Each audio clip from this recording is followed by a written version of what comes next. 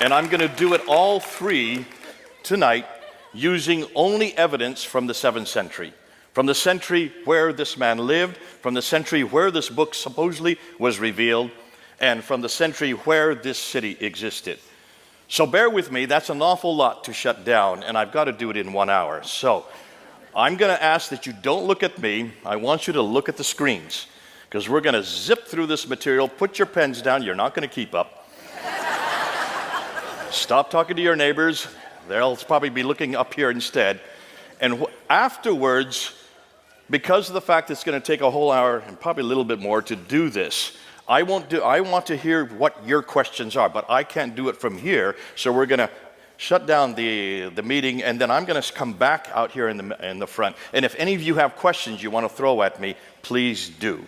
But before I do want to introduce some books that my good friend George Saig, who's in the back. When you go to the foyer, please look at this book. This is the book that really confronts the Quran. It's put by Abdullah Abd al-Fadi. The one that I'm going to be talking about is this book. That's going to be on later on in the talk today. This is the #1 book that has really shut down the manuscripts of the Quran.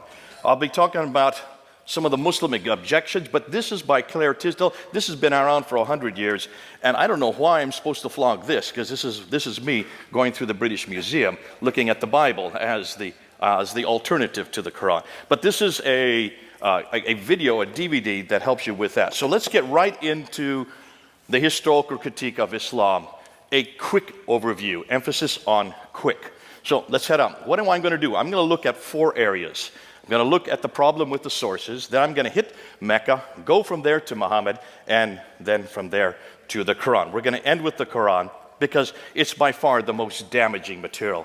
Much of what I'm going to be introducing tonight, most of you have never seen before. And if you have, well, great, God bless you, because then you'll probably understand a little bit. But most of you, this will be new. What are the claims that the Muslims make concerning the standard Islamic narrative, S-I-N? Isn't that great? Sin. We're going to shut down sin tonight. The standard Islamic narrative are their traditions. This is what every Muslim needs to know.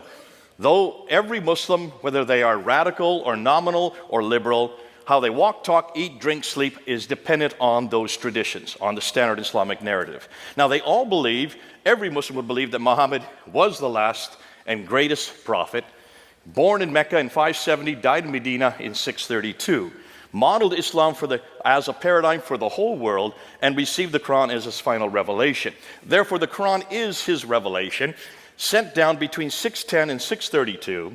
It is the greatest, the only perfectly preserved revelation according to Islam, the final revelation, and it corrects everything that has gone before. Therefore, Islam, naturally, they would say, is their final religion based on Muhammad's life and saying, that's the Sunnah, and on the Quran's teachings. Conclusion? Well, obviously, they're dependent on 3 things: the book, the man, and the place. And that's what we're going to confront tonight: the book, the man, and the place. The book, the Quran, the man, Muhammad, and the place, Mecca. Since all 3 are foundational to Islam, without one of them, the others 2 fall. We should investigate all 3, and we're going to do that tonight.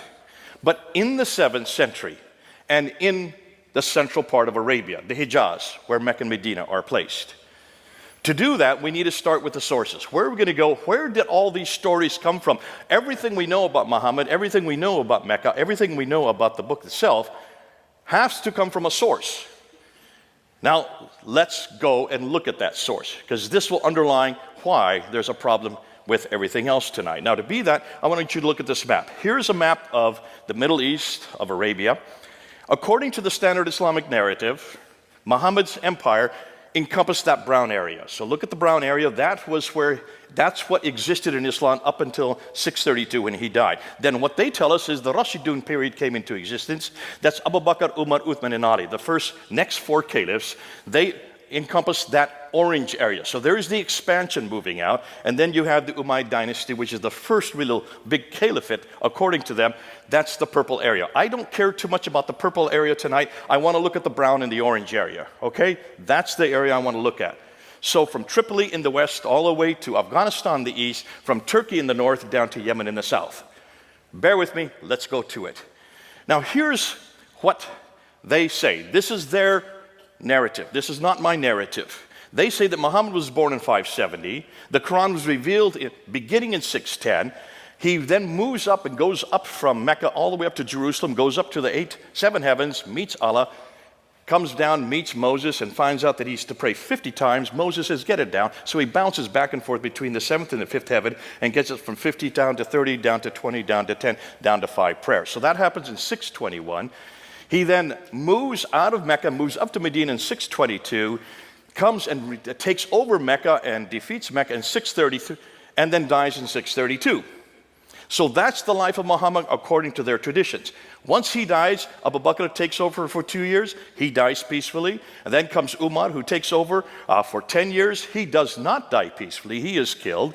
And then, of course, Uthman takes over, and he lasts for about 12 years before he is killed. But while he is there as the caliph, the Quran is finalized. So the Quran, the book we're going to look at tonight, was created. This book that I have in my hands right here is from Uthman. That's what every Muslim will tell you. And then when he is killed, Ali takes over, and he only lasts about 5 years before he is defeated there at the Battle of Siffin by Muawiyah. So, conclusion, Islam was fully formed in the Hijaz by 661. That's what they say. Do you all believe that? We'll say yes for now, okay? In about an hour, you can say no. But for now, let's just say yes. Go with me. Now, here's the question. Everything I've just told you, how in the world and where do you get it from? Well, you would hope that it comes from people that were actually living at that time, right? And from people who are actually living there, right? Eyewitnesses, like we have with Jesus. Matthew, he was an eyewitness. John, he was an eyewitness. You would hope the same thing would work with Islam. Well, let's go and see what we find. In order to know who Muhammad was, everything that we happened, everything that I've just showed you, we need to go back to the sources for all these stories. Now, Muhammad dies in 632. The first source we get are what we know is his biography, known as the Sirah. So who wrote the biography? Somebody who knew Muhammad, right? No. The first one they claim who writes it down was Ibn Ishaq, who died in 765. That's 130 years after Muhammad. Is there a problem there, folks? Okay, you're coming with me. Let's continue. But we don't have Ibn Ishaq. We have to go to this guy here, Ibn Hisham. He is the one that actually writes down what Ibn Ishaq says, throws out most of it, and only retains what he likes. He dies in 833. After him comes Al-Waqidi, who dies in 835. That's what we know about Muhammad.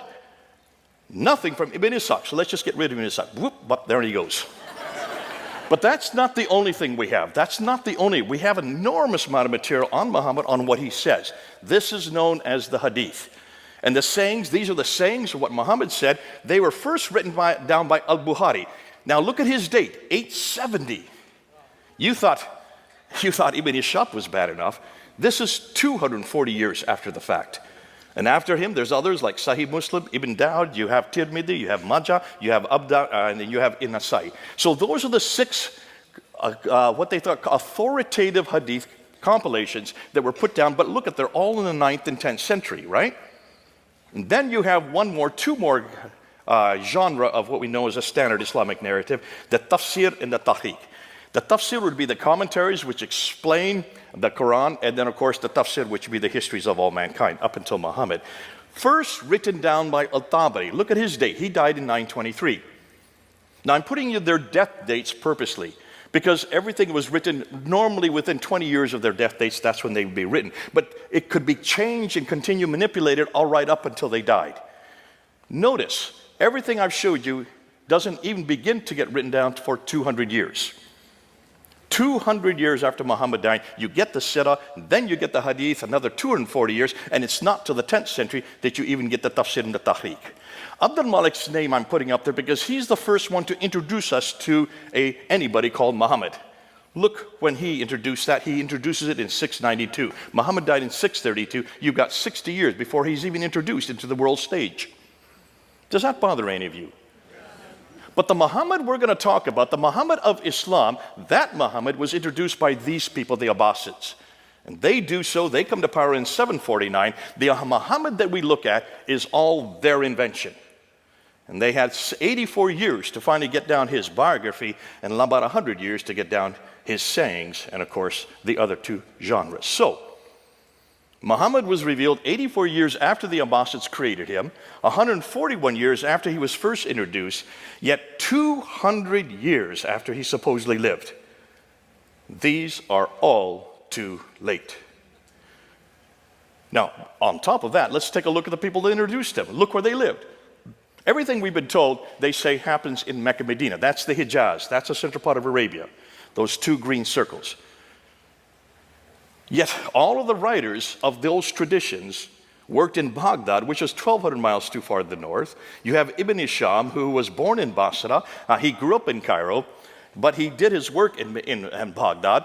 Cairo is over 990 miles from Mecca. Basra is 1,200 miles from Mecca. You have Al-Bukhari, who writes the Hadith. He is from Bukhara, which is Uzbekistan. That's 2,600 miles away. Al-Tabari, who wrote the Tafsir and the Tahriq, he comes from Tabaristan, northern Iran. That's 1,700 miles away. None of the traditional writers lived or worked in Mecca or Medina.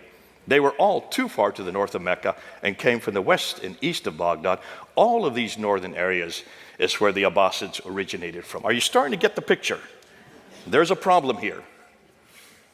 Everything we know about the man Muhammad, everything we know about the Quran, everything we know about Mecca comes from 200 to 300 years later and hundreds of miles further north. Too late and too far away. Okay, so you say, well, the same happens in Christianity. We've got the same problem. Do we? Let's do the same application. Let's look at our tafsir. Let's look at our hadith. In fact, let's put the same genre that we've just looked at for knowing who the book, the man, the place is, and let's apply it to Jesus Christ. Because Jesus Christ also has a sirah. That's the biography of Jesus written by Matthew, Mark, Luke, and John. Am I correct? He also has a hadith. Those are the sayings by Matthew, Mark, Luke, and John when it's written in red letters. Every time Jesus speaks, that's red letters. So we also have the hadith of Jesus. We also have the tafsir. Those would be the commentaries written by Paul. Again, the commentaries of what Jesus was saying and doing, Paul then applied to Ephesus and up to Corinth and to Philippi. So that would be the commentaries.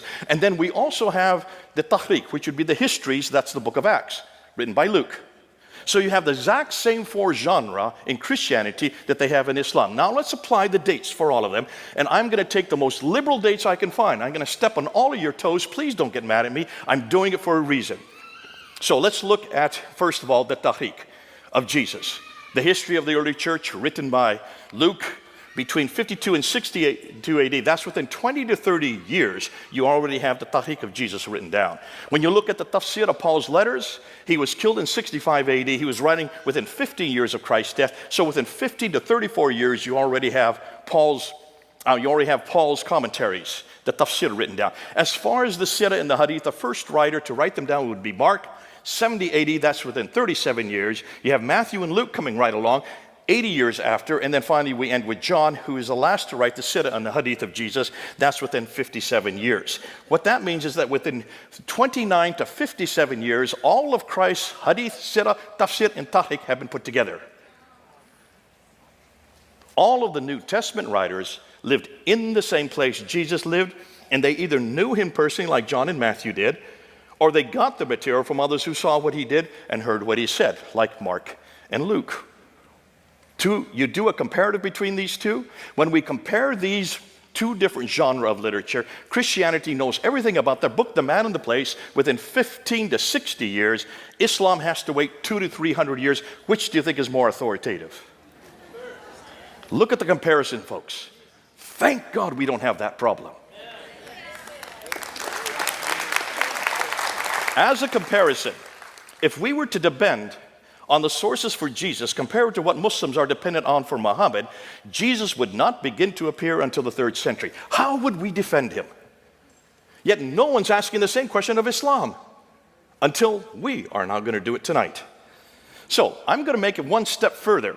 Remember, I just got done telling you that Ibn Hisham wrote the sirah of Jesus and he died in 833, and that's 200 years after the fact. You heard me say that, right? I lied. We have nothing from Ibn Hisham.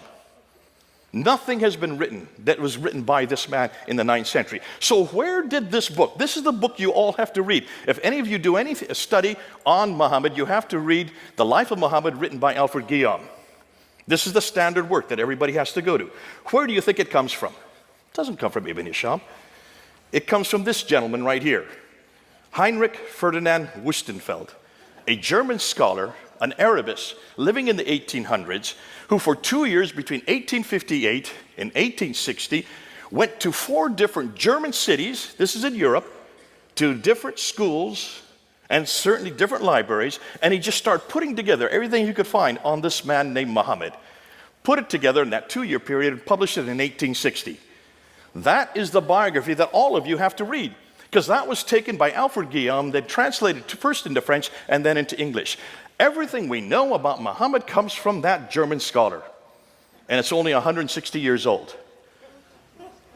The man who Muslims are dependent on to know who their prophet is or what he did is an elderly German linguist who wrote Muhammad's story 160 years ago, thus over 1,000 years too late.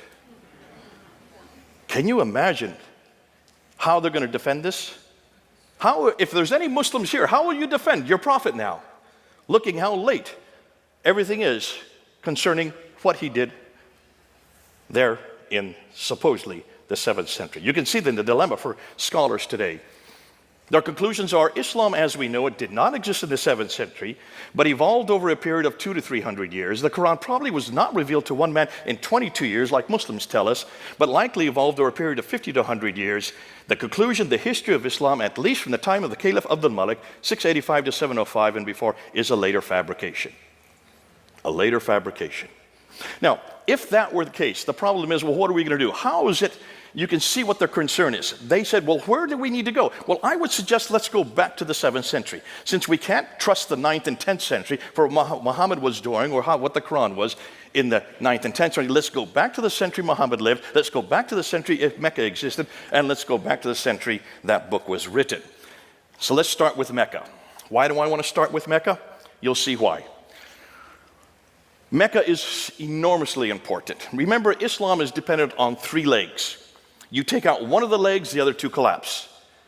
So if you start with the book, the man, and the place for the 3 legs, if you start to confront Mecca, it starts to teeter. Once you shut down Mecca, everything else collapses. Because if there is no Mecca, then it doesn't matter who Muhammad is or what the name is or where you find him, he's not in Mecca. Right? And if he's not in Mecca, then what Muhammad are we talking about? And it doesn't matter what Quran we're looking at, it's not from Mecca. If it's not from Mecca, bingo, then you got a different Quran. So let's shut down Mecca first. Let's begin with Mecca and let's see what we can find. Now this is what they claim. According to the traditions, according to the standard Islamic narrative, Mecca is where Adam and Eve are thrown down to. In chapter 7, verse 24 in the Quran, they're thrown out of the Garden of Eden down to Mecca. So obviously this is the oldest city in history, right? You have to have people to have a city. And there's no one before Adam and Eve. So it's obviously the oldest city in history. It's where Abraham lived according to chapter 21 of the Quran, verse 51 to 71. That's 1900 BC. Therefore, it had to have existed then. Sorry, let's go back. It's also the center of trade, north, south, east, and west. So it should be one of the best known and best documented places in history. Now, it's also, according to the Quran, the center of history. But here's the problem. Open up the Quran and see if you can find that word Mecca in it. You'll only find it one time, in chapter 48, verse 24. So it's not a book, it's not a place that's referred to very often, except for once. It's the place of the prophet. So let's look and see what it says about the place of the prophet in the Quran. Well, that's the mother of all settlements, according to chapter 6. It's where Adam and Eve were cast to, according to chapter 7. It's where Abraham lived, according to chapter 21. It's where Muhammad was born. And it was also where Mecca became the center of the Qibla, the direction of prayer, according to chapter 2. Now, the above imply people have lived there from the very beginning. Yet the only reference we can find is chapter 48, 24. If it's such an important place, why is there only one reference? If you look at the traditions, which are written much later, they're written in the 9th and 10th century, Mecca now does exist. That's not a problem. But take a look at where it places it. Notice what the traditions say. This place of the prophet, which is Mecca, is in a valley and has a parallel valley. It has streams. It has ruins of a pillar of salt right outside it. It has fields and trees and grass and fruit and clay and loam and olive trees. Folks, that looks like it's pretty verdant. Am I correct? Lots of vegetation, lots of water. Look at Mecca. There's no streams. There's none of these in Mecca, and there never has been. Historically, it's never had water. So obviously, whatever the traditions are referring to, it's not the Mecca we know today. When you look and unpack the Quran, you look at it, you will notice that an awful lot of it refers to geographical locations. 65 geographical references, but only 9 places are named. And over again, it refers to these people from Ad. 23 times these people from Ad, that's the biblical Uz. 24 times the people from Thamud, that would be the Nabateans. 7 times the people from Midian, they're the Midianites. But take a look on the map and see where they're all placed. They're up in Jordan. Mecca is at the very bottom of the map. Do you see it down there? There's 600 miles. If this prophet were having daily contact with these people from Ad Thamud in Midian, he'd have to have a helicopter or a jet to get up and back in 1,200 miles in just one day. They didn't have helicopters back then. Can you see a problem, folks? Obviously, whoever this prophet is who's having this relationship with all these people either had to live up there or this is nothing more than fiction. When we look at the prophets, prophet after prophet, Adam and Eve, Seth, Ishmael, Noah, Hud, Saleh, Queen of Sheba, Daniel, they were all buried in Mecca. Over almost 300 prophets are buried in Mecca. Now, when they're buried in a kneeling position so that they continue to be preserved in that kneeling position. If that were the case, then they still should be there today. Am I correct? So look at all the enormous amount of building that's going on around Mecca. That building that you see there, that tower, is the 4th highest building in the world. When you look at it, you will notice all the buildings around it. You have to have huge foundations in order to build something that high. As they're building these foundations, they should have come across one prophet. They haven't found one, suggesting that none of these prophets were buried there. If the above were true, this would mean that almost all of the Bible would have to be rewritten, as all of our prophets are 600 to 1,000 miles further south. So when is the first reference you can find to Mecca? It comes from the Apocalypse of Pseudo-Methodius Continuato Byzantia Arabica, 741 AD. Muhammad died in 632, if he even lived. That's over 100 years later that we get the first reference of him. What about the maps? Is Mecca on any map? Ptolemy is the best source to go to because he wrote the geography of Arabia, and there are those who've taken his geography and put maps together, like Reinhard Holle in 1400s. Notice when you look at the map, Mecca is not there. Here's another one put together by Laurent Fries in 1541. Notice Mecca is not there as well. Here's another one putting what Ptolemy said, put together in 1571, put together by Sebastian Munster. Same problem. Mecca just doesn't exist on any of these maps. Here's a 7th century map that has been redacted back to the 7th century. Did you see Mecca on it? I don't. Here's another one, redacted back to the 7th century. Can you find Mecca on any of these maps? Not one. So certainly Ptolemy didn't know about this place. When you look at the Qiblas, these are all the direction of prayers. Now remember, in chapter 2 of the Quran, all the Qiblas were directed to Mecca according to the Quran itself. Dan Gibson, who's done the best work on this, and he has gone through over 100 mosques, and he's gone to all their Qiblas, and notice what he has found. From the 7th century up until the 8th century, up until 706, every Qibla is facing Petra. Not one Qibla is facing Mecca. We're in the 8th century. We still can't find any mosque facing Mecca. It's not till 715 that the first mosque faced Mecca. What does that tell you? For 100 years, they never knew where Mecca was. And in fact, look where all these Qiblas are. They're right there in Medina, in China, in India, in Syria, in Egypt, in Israel, in Jordan, all over the world. And yet none of them seem to know where Mecca was. For over 100 years, they didn't know where Mecca was. Were they that inept? Or did Mecca even exist?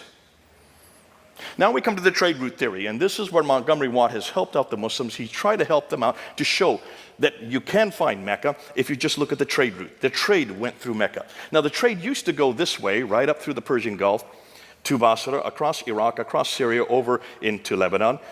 But then you had the Sassanians who started warring against the Byzantines. And for 200 years, from the 5th, 6th, and 7th century, they shut down the Persian Gulf because of these wars. So the trade had to be rerouted.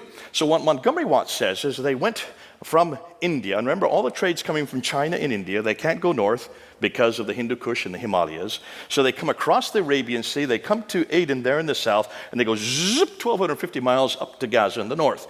Now notice Mecca's halfway. And so he said Mecca controlled that trade, and that's how Mecca became important.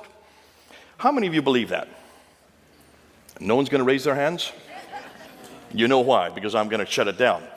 But I'm not going to shut it down. Dr. Patricia Corona shut this down.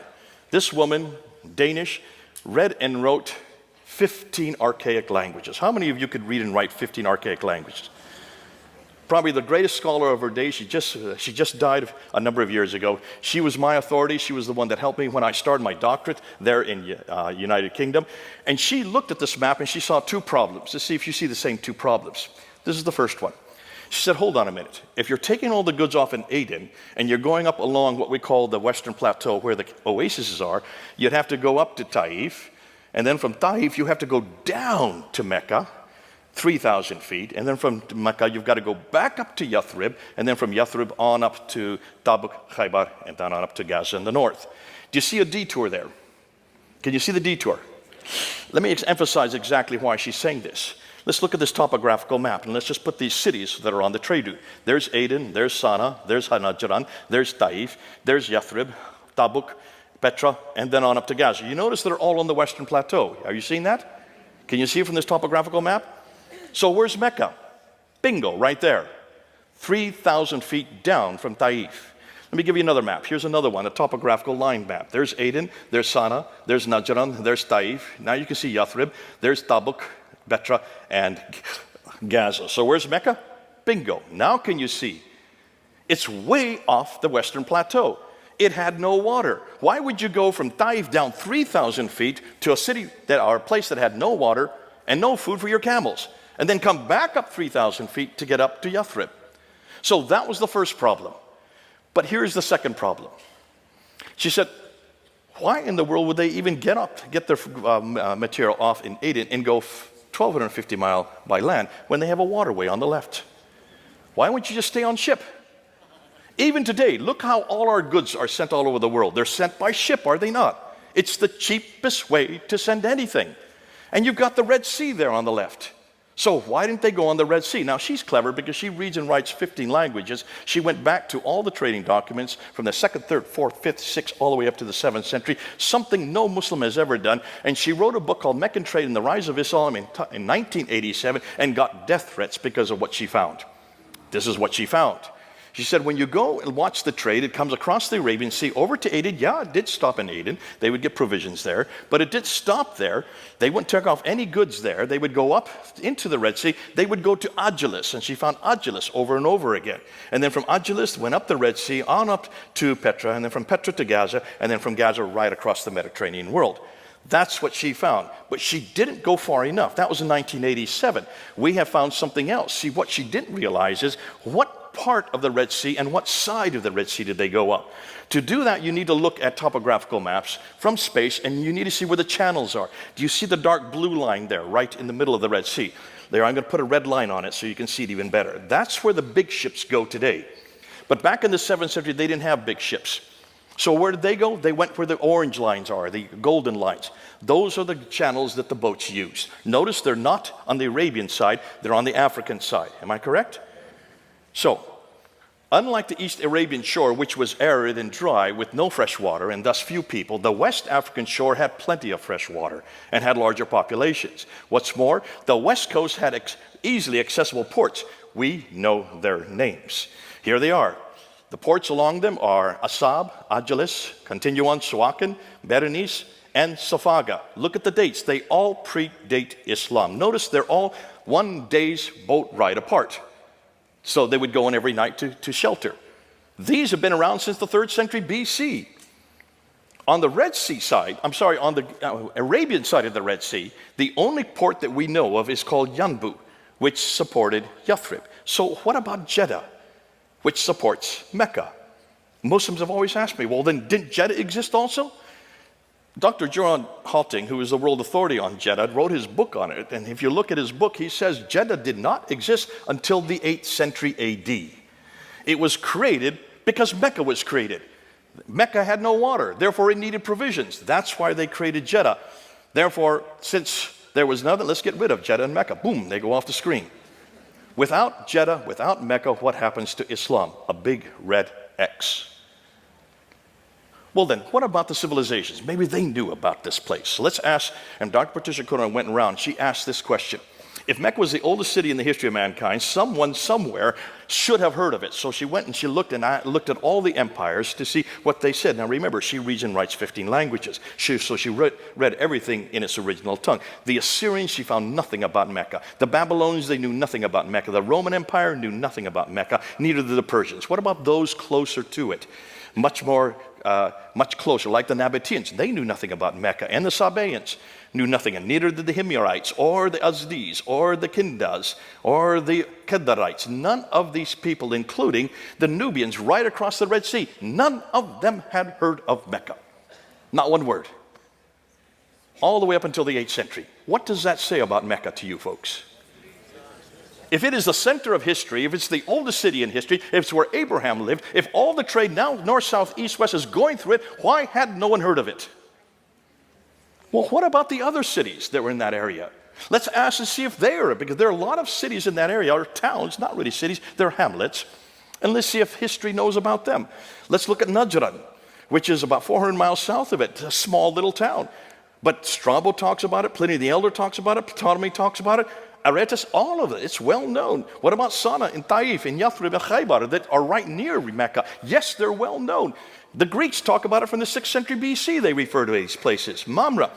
Pliny has a whole book written on the history of it. Petra. Zukowski has written an entire book on the history of Petra. Maghrib, where Muhammad Mariktan has written another history on it. Why are all these insignificant towns referred to, but not one of them referred to Mecca? I'll tell you why. To know why, take a look at a map and you'll see why. Look at those 4 maps. Those are 4 topographical pictures of Arabia. And what do you notice about Mecca and Medina? Well, the central part where Medina and Mecca are is a desert, right? Where there's a desert, there's no water. Where there's no water, there's no food. Where there's no food, there's no people. Where there's no people, there's no towns. Where there's no towns, there's no cities. Where there's no cities, there's no civilization. Where there is no civilization, there is no history. It's as simple as that. How long did it take me to say that? 10 seconds. And you can do the same. You have to have water, folks. If there's no water, there's no history. That's why it was called Patria Deserta by the Romans. It's always been a desert.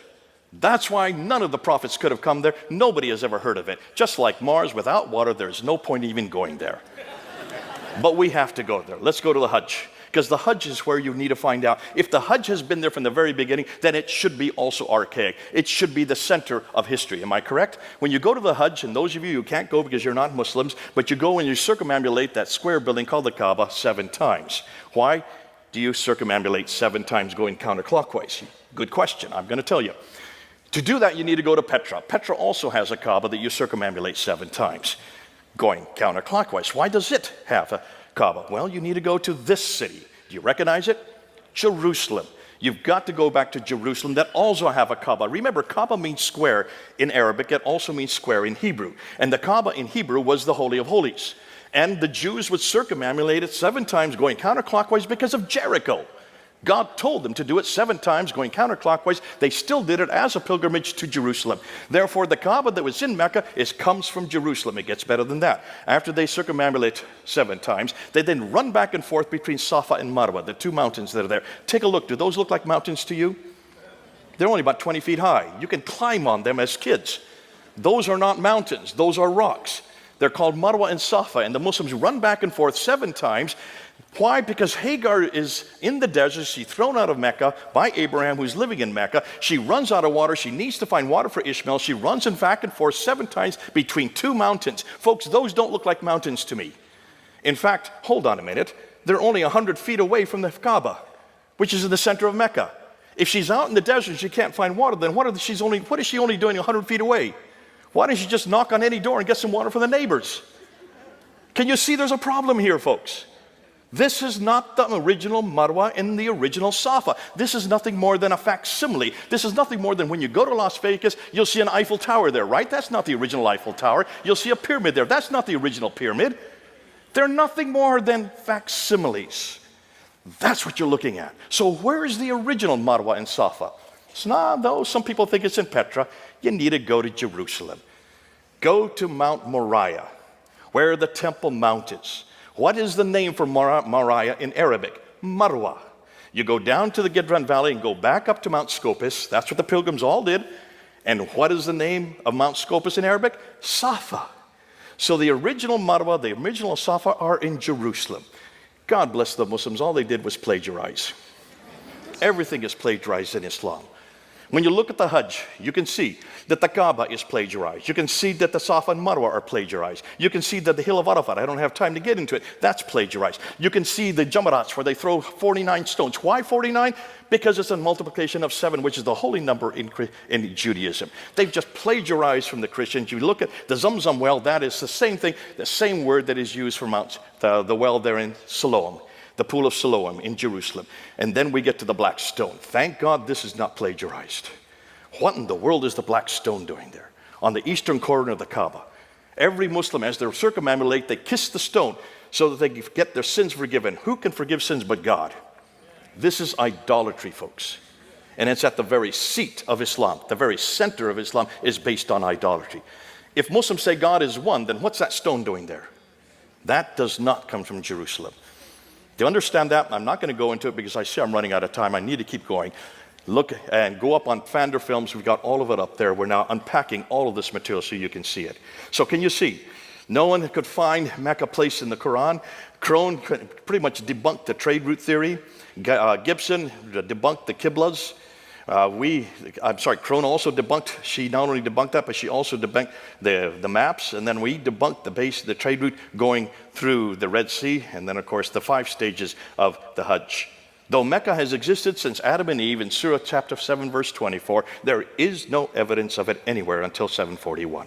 And everything we now find in Mecca, we could find previously in Petra, and now even earlier in Jerusalem. You ready for Muhammad? What do we know about Muhammad? Well, last and greatest prophet according to Islam, modeled Islam for the world, received the Quran, has a final revelation. Everything we know about him we can find in the Sirah of Ibn Hisham, but as I now said, it looks like that comes from a German scholar named Wustenfeld. And the Hadith of Bukhari, we don't have anything from al-Bukhari until the 11th century. And the 8 of his 9 volumes don't appear till the 16th century. The same problem we're having with the Quran, we'll get to that in just a bit. Now, is he referred to in the 7th century in the time period he supposed lives? If he did exist, someone should have known about him, right? Or said something about him. So what we need to do, let's start with the coins. Because the coins, if there's any caliph coming to power, the first thing a caliph will do, or a king will do, will mint coins with his name on it, his image on it, and also what denomination he belongs to, what religion he belongs to, and the date of the coin, right? That's what they all do in those ancient days, because they didn't have newspapers, they didn't have TV, they didn't have radio. They knew that everybody would touch coins. So let's see where the mints are. According to Islam, everything that the caliphs did was in Medina, which is in the south there in Hijaz. But when you look at the mints, notice where all the mints are. The mints are all up there in Syria, Jordan, and Israel today. Those are the western mints. What about the ones in the east? They're all in what is today Iran and Iraq. There are no mints whatsoever where they're supposed to be. All the coins were minted too far north. Did I not say that earlier, too far north? What's interesting is when you look at the coins themselves, the conclusion is none of these mints were in the Hijaz, and instead they were too far north, possibly because the Hijaz was a desert with no water, and where there is no water, you know the rest of the story. Let's then look at the coins, because the coins were being minted by people who were living at that time, and they were leaders.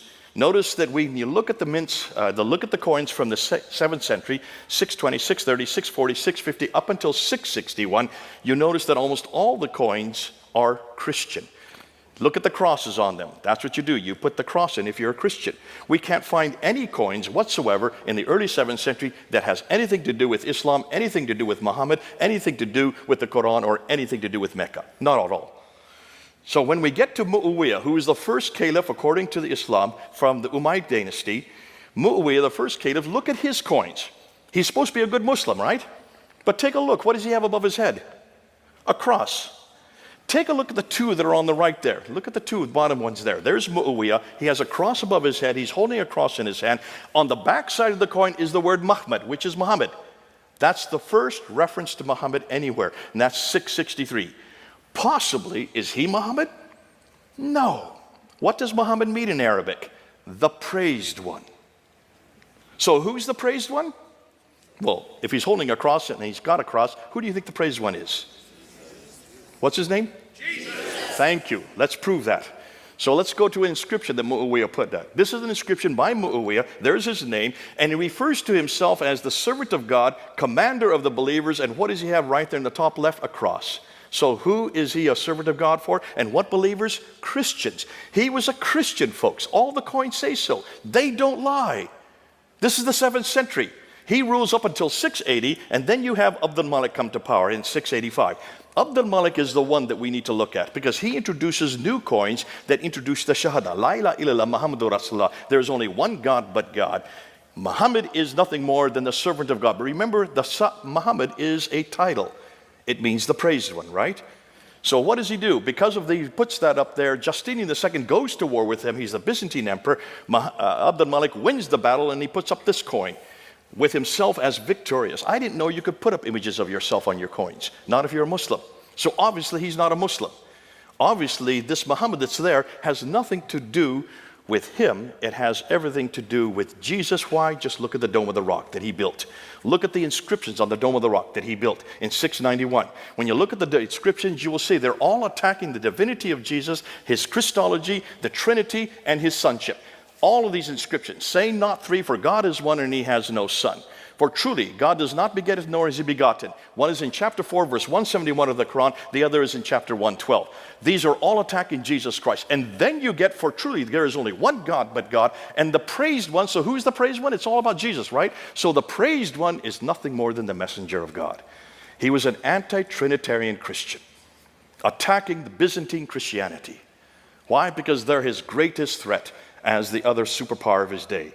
He then introduces this coin. This is my coin. I bought it now. And all of it is attacking Jesus Christ.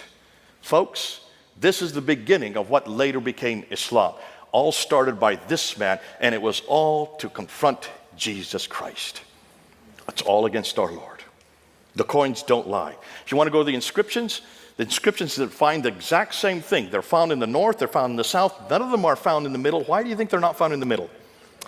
There's no water. There you go. Boy, you learn fast. Ilka Lindstad is the one who dated he was the one that looked at the rock and the inscriptions, and he looked at the 100-year period between 640 and 740, and he noticed that all these inscriptions, which are written in Arabic, they do have formula, but it's nothing to do with Islam. It's pious formula, which has much more to do with Christianity. It's not till 690 to 710 that the Prophet Muhammad is introduced into these inscriptions. Muslim rites such as pilgrimages, prayers, and fasts are introduced by about 720. And Muhammad as a man and the people called Muslims and the religion called Islam are not introduced until 730. That's over 100 years after Muhammad, if Muhammad even existed. It was only in the 730s onwards that there is evidence of popular devotion to a man named Muhammad as a prophet and messenger, which makes the Islamic traditions incredibly awkward. There is a 100-year silence prior to this that indicates that Islam did not exist as a distinct religion until long after the time of Muhammad, which cast doubt on whether he had any part in starting Islam. I'm going to go through these real quickly. I just want to show you, what about the references to Muhammad in the 7th century? There are major references. There are 4 of them. Only the 4 references. Take a look at every one of these references to Muhammad in outside sources. Take a look. He is known as the Tayyaye de Muhammad. Muhammad the Tayyaye. Who are the Tayyaye? They were Lockmans. They lived in Iraq. So obviously the praised one is from Iraq. Look where Iraq is on a map. It's over 600 to 1,000 miles further north. What about in 636, the Arabs of Muhammad, which is in Yarmouk. Where is Yarmouk? It's north of Israel. So obviously this is way too far north. Muhammad never went to Israel. I don't remember him ever being to Iraq.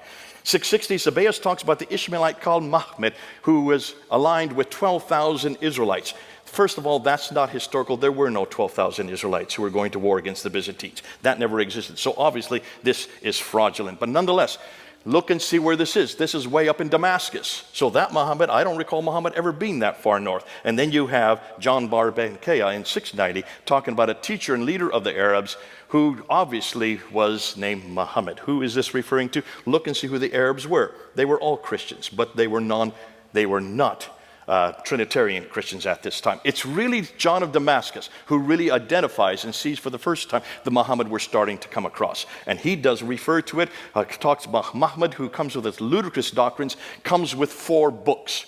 The book called The Cow, which is now Surah 2, the book called Women, which is Surah 4, the book called The Table, which is Surah 5, and the book called The Camel, which is Surah Nothing. There is no camel surah in the Quran. So obviously, whatever John Damascus is, it's not the Quran we know today. And the Quran is much bigger than just 3 surahs. There's 114 of them in the Quran. So obviously, this means that there was no Quran that early. Every reference to Muhammad in the 7th century places him in Gaza, Jerusalem, Damascus, or Hira, which are all situated too far north and probably refer to another Muhammad, the praised one. Now we get to the Quran, and this is where it really gets really delicious. This is the best material, folks. Sit back. If you want to go to the toilet, you can do, but you'll miss everything. So let's go ahead. What do the Muslims claim about the Quran? Number one, it's uncreated. It's right there in the Quran itself in chapter 85, verse 22. Therefore, it has never been had any chance that any human could have any control over it. It was sent down to Muhammad between 610 and 632. That's what they claim. It was completed by Uthman in 652. That's why this book in my hand right here is from Uthman, they say. And then number 4, the Quran is unchanged in the last 1400 years. Not one word, not one letter has changed. Have you heard Muslims say this? Every Muslim says those 4 things. Just memorize those 4 words. Uncreated, sent down, completed, unchanged. That's all you need to know. I'll come back to it. I'm going to shut down those 4, but I'm going to show you something even better about those 4. Hold on.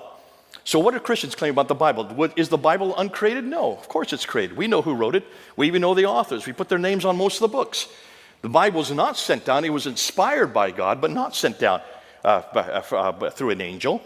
Bible was complete, so yes, we would say that was the case. The thing is, we don't have any of the original manuscripts, so we don't know what the complete is. Has it been changed? Yeah, parts of it has. We know where they've been changed. We know even what we even put. We're very transparent. We put in right where the verses that have been added or there have been scribal errors have been taken away. So we know that. We're very clear about that. And we're only talking about 40 verses out of over 6,000 verses. So tonight, I'm not going to shut down uncreated or sent down because I'm not there. I'm going to shut down complete and unchanged, those 2. That's what I want to look at. So what I want to look for is one Quran manuscript from the 7th century that's complete, 114 surahs, that is unchanged. And this is what I've asked Muslims all over the world. I've debated over 100 debates that I've done with Muslims, and this is what I always ask. Show me one manuscript of your Quran from the 7th century that's unchanged, just like the Quran I have in my hand here. Where do we go to find out about the Quran? We have to go to Sahih Bukhari. Remember I told him that he died in 870, so he's the one that tells us how the Quran was put together. Now this is what he says.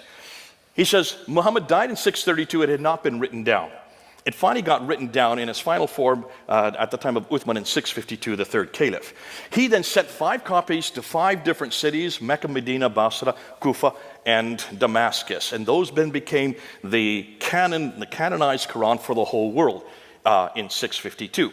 The problem is almost immediately another Quran supplants the one in Damascus written by Ubay ibn Ka'b. It had 116 surahs. That's 2 more than are in the Quran today. Another was written in Baghdad, written by Ibn Masud. It had 110 surahs. That's a 4 less than what is in the Quran today. Another was written by Ibn Musa, 114 surahs. It had so many differences. According to Arthur Jeffrey, who's done the work on this, if you just look at those manuscripts and you compare with the Quran today, there are about 15,000 differences.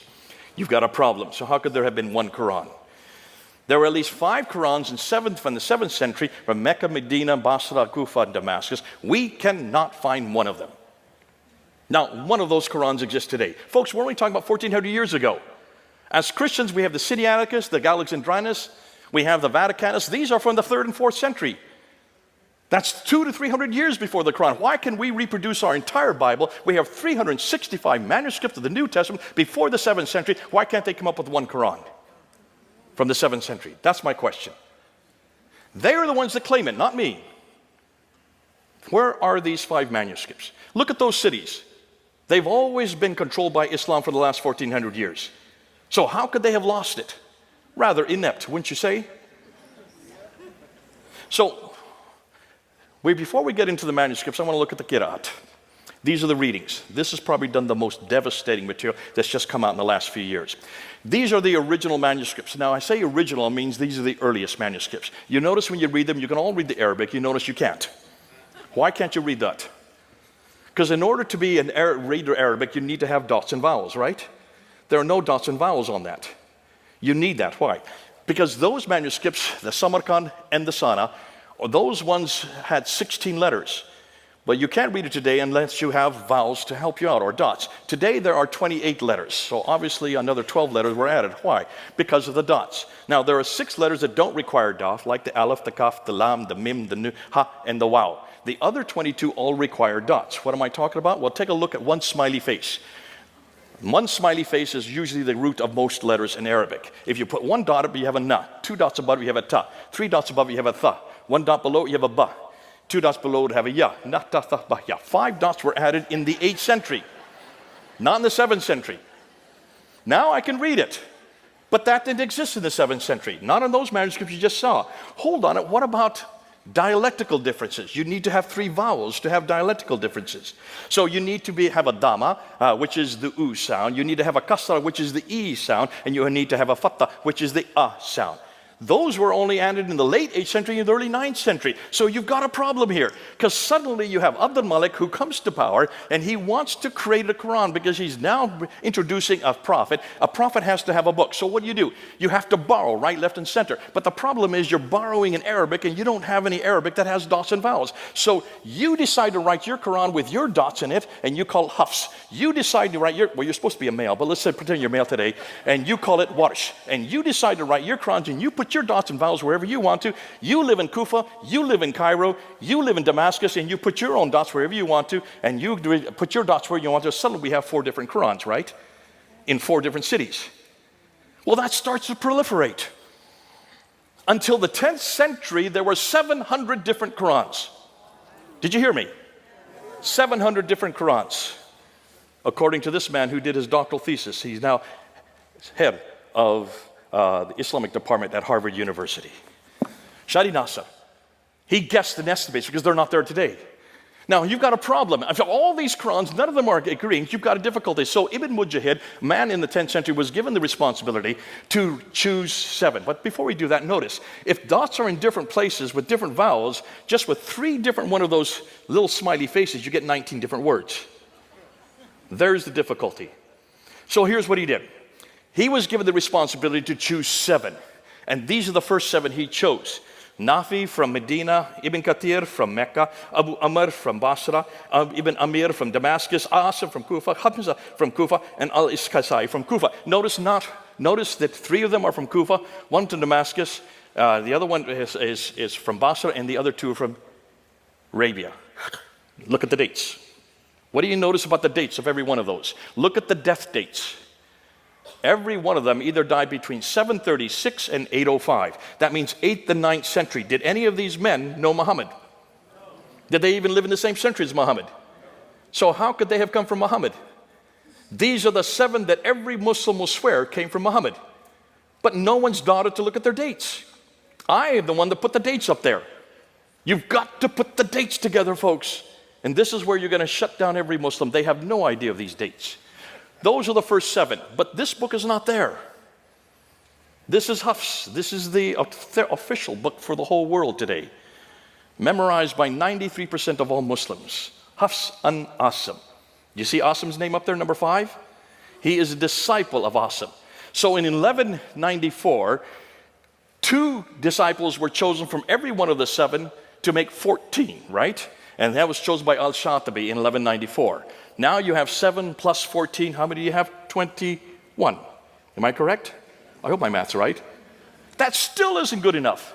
In the 15th century, in 429, another man named Al-Jazari chose another 9 to culminate with another 21. So now you have 30 different Qurans.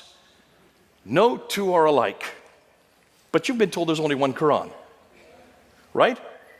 And the one that was chosen by Saudi Arabia was the Hafs that you see there. Guess how many differences there are between Hafs and the other 29? 93,000. 93,000. This is the first time you're hearing this, right? I hope you people who are watching, you Muslims who are watching, you're listening to this. This is going to shut down your Quran for you. Who is the one that found this? Hatun Tash, my colleague. She's only 5'2". She's from Turkey. In London, she and I were on the ladder for 3 years there at Speaker's Corner every Sunday. She was the one that found these by accident because she went to Morocco, she went to Yemen, she went to Jordan, and she went into a bookstore and says, show me a Quran. And they said, well, which Quran are you talking about? I said, what do you mean, which Quran? They said, well, we have Qalun here, we have Hafs over here, we have Warsh over here, we have Kisai over here, we have Ibn Kathir. She said, well, give them all to me. So she brought them back to London, showed me them, and I looked at them and I said, oh man, I started laughing. I thought these were all destroyed in 1924. They were in Cairo and thrown into the Nile. Evidently not. There they are. She has found now 26 of them. She brought 26 of them down to Speaker's Corner. We held them up in 2016. We filmed it and went all over the internet. This shut down the Quran in 2016. See the man that's there on the right, the tall man with the beard? His name is Muhammad Hijab. One of the most popular men on the internet. He has a following about anywhere from 500,000 to 1 million followers. He was there filming us. When he was doing that, he realized there was a problem. He quickly went outside the crowd and he yelled at all the people, come to me. Do not look at what they're showing you. Do not listen to what they're saying. I will explain everything to you. Obviously, he explained it pretty well. Why? Because 4 years later, he was shown these material. I'm not going to go into all of these. You can go into every one of them, but you can see the Hafs on the left, the Warsh on the right. In every case, it's completely different words. Just by changing the vowels, by changing the dots, you not only get different words, you get different meanings. You don't even get different meanings. You get different doctrines, you get different theologies, and you get different practices. It shuts down the Quran from being preserved.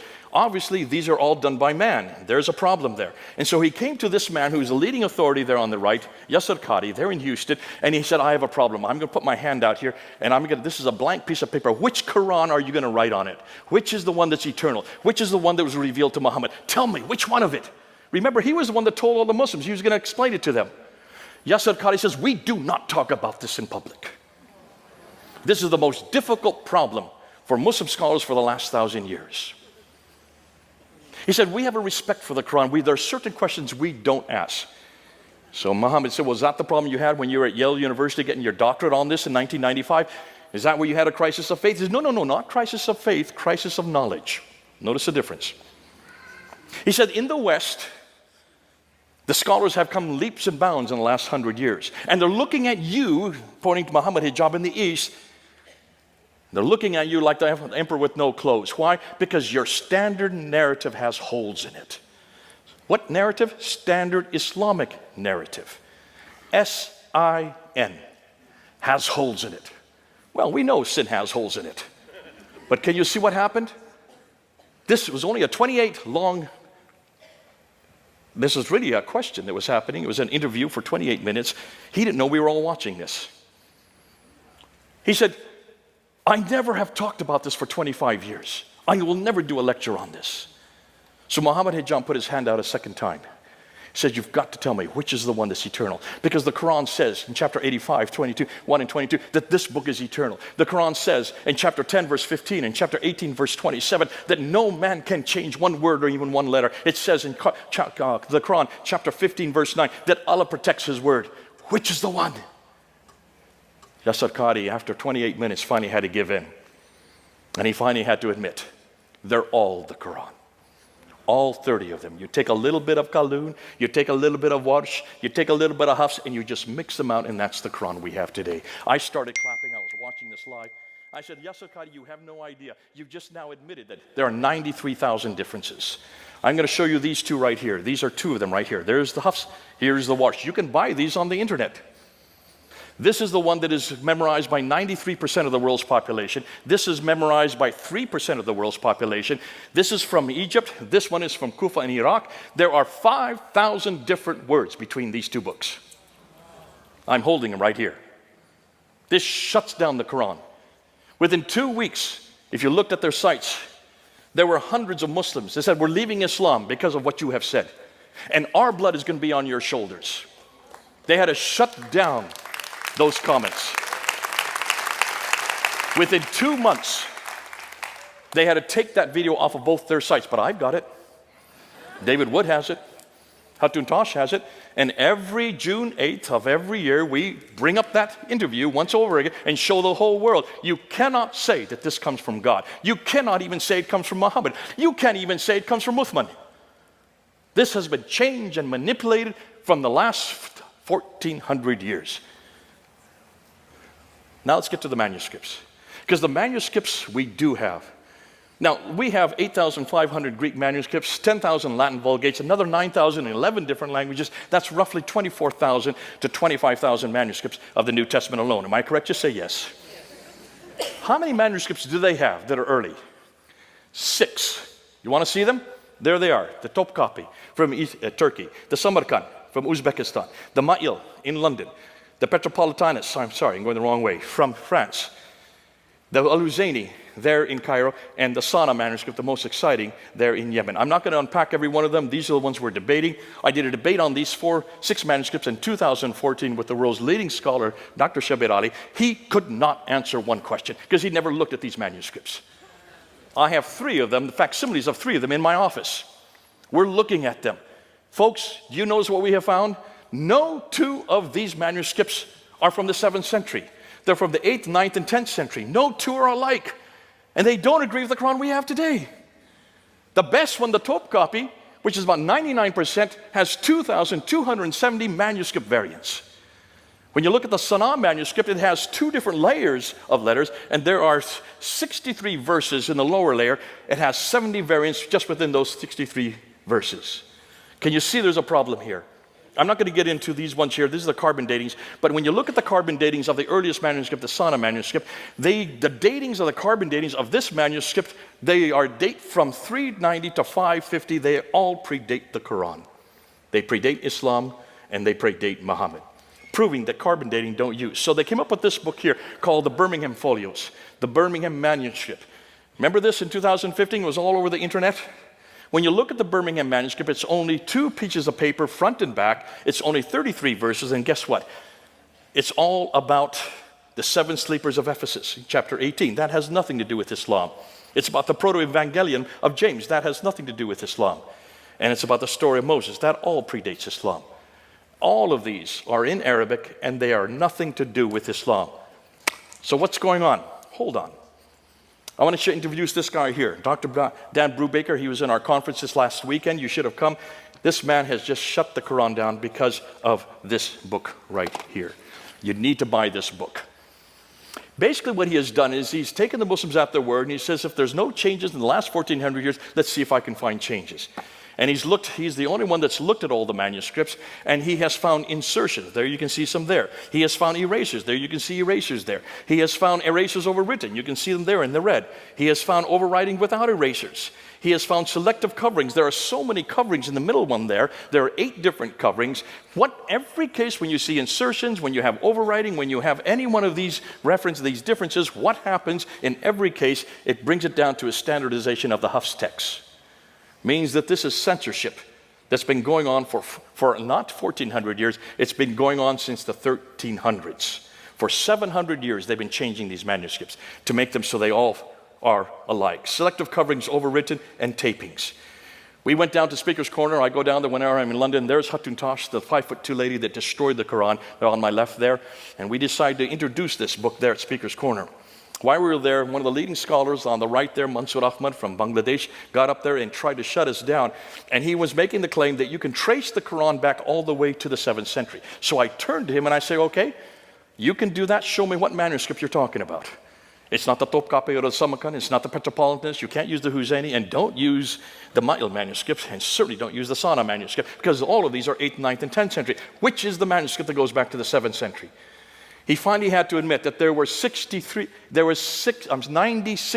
of the Quran that they could find within the 1st century. That means between 622 and 721 or 719. Notice the 63 that he's talking about. These are the fragments that he has found. Notice we looked at every one of these fragments. None of them, those ones I'm putting up there, no one has come to any conclusion on those 20. The next 9 are all after 719, so they shouldn't have used those 9. And the next 34, no one's done any work in. Which means he has basically, what the Muslims have done, they've just created manuscripts or fragments. Most of these are just 1 or 2 verses. They've tried to come up with 63 to come up with 96% of the Quran, and none of them can be used from the 1st century of Islam. Ooh, I love it. It makes my job so easy. Thus, none of them are really valid, since all of them are either later or tentatively dated or have no supporting evidence. So, where did the Quran that we have in our hand, where did it come from? This book right here. It was chosen in 1924 by one scholar named Muhammad al-Husseini al-Haddad. Why? Because they were having such problem amongst the high school kids there in the city of Cairo. They were having 30 different answers for all the questions. They went to Muhammad al-Husseini al-Haddad and said, choose one. And he chose this one. What did they do with the other 29? Threw them into the Nile, like I said earlier, thinking that would get rid of them. They didn't count on Hatun Tash, 5'2" lady, to decide to find them in 2013. Nonetheless, that was so successful, choosing one Quran, that by 1936, it was then chosen as the Quran for the entire country of Egypt. By 1985, the Saudi Arabian government saw how successful that model was, so they chose it for the whole world in 1985. How many people are older or were living in 1985? Just raise your hands. That means every one of you who's raising your hand is now older than the Quran. Oh boy, that must make you feel old. But now we're coming to the best. This is the last thing. And this is lovely. See, you'd like to know where the Quran really comes from, right? I'd like to know where the Quran really comes from. Because if you're having to put together a book because a man has been chosen who writes the book, you don't have anything at hand. What are you going to do? You're going to borrow, are you not? So this is exactly what happened in the 8th, in the 9th, in the 10th century. But what did they borrow? Let me introduce this man here, Dr. Gunther Lulling, who was a German scholar. He did his doctorate in 1970, and as he looked at the Quran, he noticed that there was some beautiful poetry in the Quran. He said, I've seen that before. So he took those 5 dots off, and he took the 3 vowels out, and replaced them with Syriac and Nabatean dots, or Syriac, Nabatean Syriac, or Syriac documents, put the Syriac dots back in, and put the vowels back in. And guess what he found? That these beautiful poetry were Christian hymns written by Christians about Jesus Christ. This was found in 1970. As a result of that, he was such an embarrassment for the academia there in Germany that though he received in his doctoral the Examen Opus, which is the highest grade you can get in Germany, which means that you should be given a professorship in any university of your choice, he was thrown out of academia and he went into obscurity for 30 years. Lived on welfare with his wife. I met him in 1998. I said, could I see your doctorate? I took it back to England and I got it from German and put it into English. Now remember, when he writes, one sentence is 400 words long. That's how the academics do it in Germany. We had to bring it down so people could manage it. We got it written in English. They would not publish it there in Germany, so that he had to get it published in India. But because of that, there you can see it right there. The challenge to Islam for Reformation. Don't read that. You should read the small print. He then was resurrected because it was all over the English-speaking world. And he died a happy man in 2014. Now, Dr. Christoph Luxemburg decided to go one step further. He's also a German, but that's not his real name, because he will be killed for what he has found. He decided to do what Gunther Lulling did, but he decided to look at the dark passages. 25% of the Quran no one understands. Not even the scholars understand it. A quarter of the Quran, even the scholars don't understand. Did you know that? Can you understand the whole Bible? Certainly you can. When Jack Hibb gets up here, does he open the Bible? Please say yes. Does he read it? Please say yes. Does he unpack it for you? And does he apply it to your lives? Why? Because you can understand every word of it. And you can understand it in English, right? Thank God for our Bible. But see, you can't do that with the Quran. You can't do that with the Quran. You can't understand these 25. So what are you going to do? Well, he decided to do what Gunther Lulling did, and he took and went to every one of those passages, and he went through 7 layers. I won't go and unpack each one of them. He went through 7 layers, taking off the vowels, taking off the dots, looking at the lexicons, looking and seeing if he could find any Arabic words. He couldn't find any there, so he went to Syriac, put the dots back in, put the vowels in, and he went to the lexicons in Syriac, and guess what he could find? He could reproduce all the 25%. All the dark passages he was able to reproduce. But what did he find? Once he took the Arab Quran and put it to its Aramaic roots, all the dark passages were Christian lectionaries, Christian homilies, and Christian hymns. Every lectionary, homily, hymn was about Jesus Christ.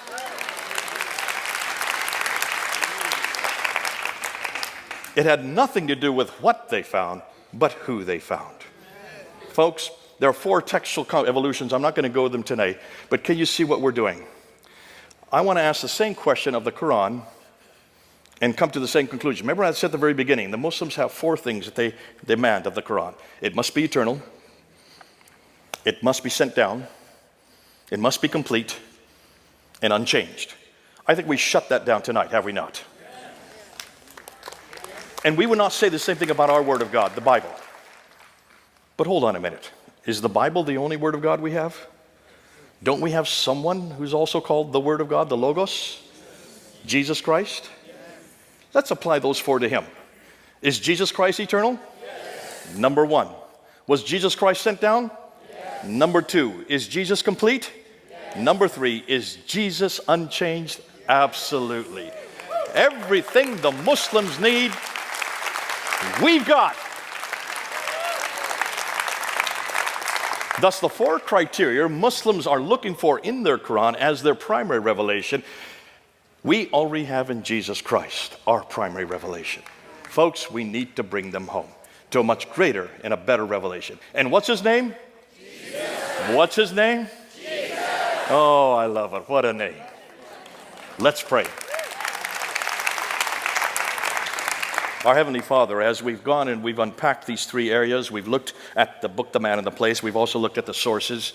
Lord, when we look at these and we realize just how hopeless and impractical Islam is, when we look and see that this is not a man who lived in the 7th century, oh, there were many people called Muhammad, the praised one. Of course, possibly even you were called that when you were here. But Lord, when we look and see who he is and what has become of him and what they've put to, it's not a man I want to follow. When we look at the Quran and we see that there was no Quran in the 7th century, there was not even a city called Mecca. Lord, everything they're dependent on those three things, we've now just using 7th century, we have shut down. Lord, they still want to know you. They still want to believe in God. And they still want to be brought home. And Lord, we're the only ones that can do that.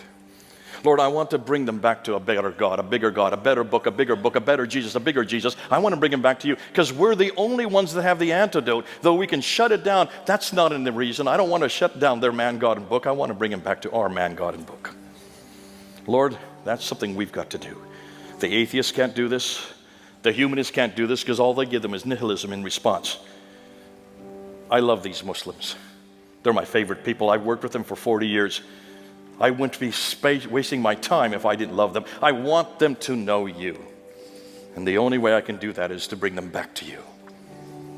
What a God you are, a God who enters time and space. What a God you are, a God who gave us his revelation. What a God you are, because you came and died for us and rose again. And that's the God they need to know. Lord, help every one of us who's here and those who are watching. Let's bring them home. Let's bring them home. In Christ's name we pray. Amen.